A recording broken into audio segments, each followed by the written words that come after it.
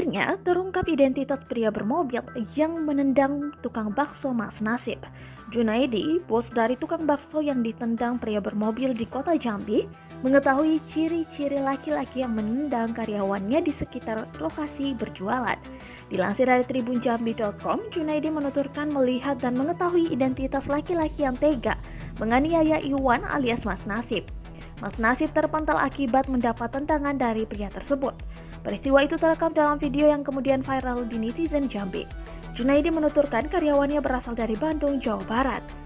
Dia juga mengaku mengetahui tempat tinggal pria tersebut. Rumah tinggal orang tersebut hanya berjarak 5 menit dari rumahnya. Kalau dari ciri-cirinya, ini sudah nggak salah lagi bang. Mobil yang ada di rumah, merek Hyundai, plat BG bang, tutupnya. Pada 4 Desember 2020 pagi.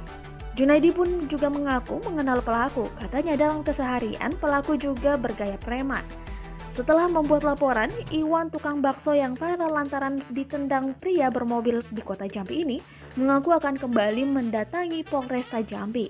Iwan didampingi pihak keluarga. Agus Sujana mengatakan sebelumnya pada Kamis 3 Desember 2020 sudah melapor ke Polresta Jambi, namun mereka tidak mendapat STPL.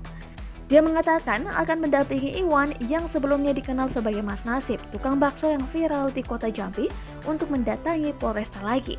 Kedatangan kali ini untuk menanyakan perihal laporannya.